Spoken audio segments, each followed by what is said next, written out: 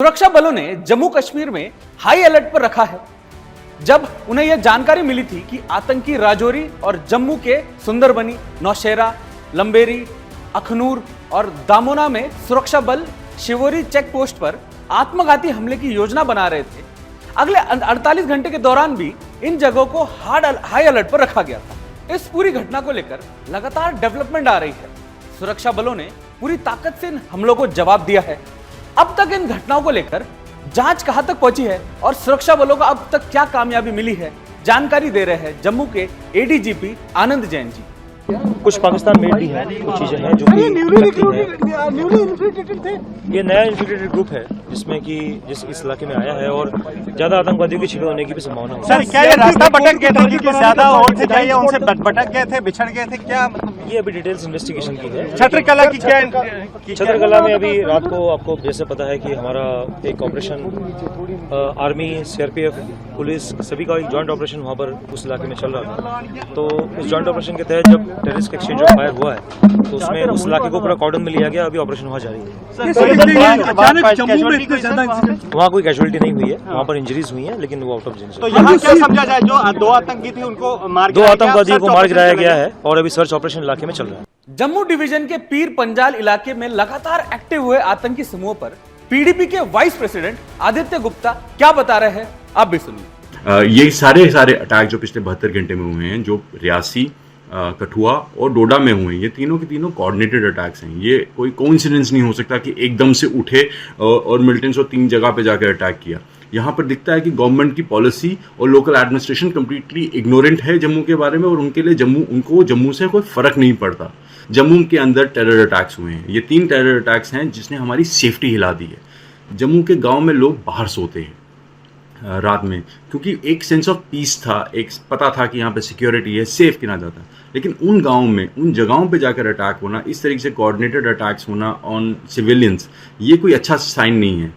इस वक्त ये ऐसा वक्त आया है जब गवर्नमेंट को खड़े होकर अपनी पॉलिसी को रीलुक करना चाहिए, रीथिंक करना चाहिए और उसको इस तरीके से एग्जीक्यूट करना चाहिए कि इस तरीके के इंसिडेंट्स ना हो।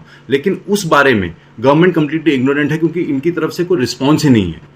अगर जेकेपी इस तक पे लड़ रही है तो क्या ये सही दिखता है कि एलजी कश्मीर में बैठ के बाकी अपनी नॉर्मल फंक्शनलिटी कर रहा है जबकि टेरर अटैक चल रहा है?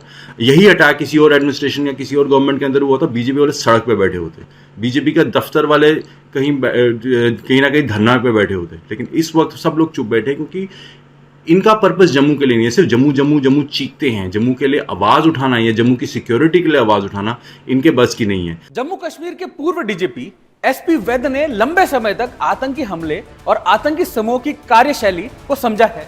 इन घटनाओं पर उनका विश्लेषण क्या है, ये भी आपको सुनना जरूरी है। नमस्कार। आपको क्यों लगता है कि जो जम्मू रीजन में हो रहा है, आज पिछले 3 दिनों में 3 टेररिस्ट अटैक हो गए, ये इसलिए हो रहा है? जम्मू रीजन के अपने टेररिस्ट नहीं हैं। ये आपने देखा कि कल रात को 3-4 टेररिस्ट का ग्रुप हीरानगर, कठुआ डिस्ट्रिक्ट जो इंटरनेशनल बॉर्डर पे है, वहाँ से क्रॉस हुए हैं, जिनके जो एनकाउंटर में एक टेररिस्ट मारा गया है। अभी एनकाउंटर जारी है। दूसरा ग्रुप जो 6-7 टेररिस्ट 15 दिन पहले आईबी सेक्टर से क्रॉस करने में कामयाब हुए, वो उधमपुर के बसंतगढ़ में कुछ दिन पहले उनका वीडीसी से मुठभेड़ हुई थी जिसमें वीडीसी का मेंबर शहीद हुआ। वही ग्रुप कल रात को आर्मी के साथ और पुलिस के साथ वहाँ छत्रगला भद्रवाह के इलाके में उनके साथ मुठभेड़ चल रही है। इसी तरह आपने देखा कि किस तरह से राजौरी पुंछ को पिछले 1-1.5 साल में टारगेट किया जा रहा है और वहाँ किस तरह से हालात को ख़राब करने की कोशिश की जाए। उसी ग्रुप ने जो यात्रियों की बस थी 2 दिन पहले, उस पर हमला किया था। रियासी डिस्ट्रिक्ट में शिवखोड़ी के पैसेंजर्स थे। तो इसमें ये सारी चीज़ें दिखाती हैं कि किस तरह से पाकिस्तान जम्मू रीजन को पूरी तरह से इन्वॉल्व करना चाहता है जब से उसको कश्मीर में नाकामयाबी मिली है।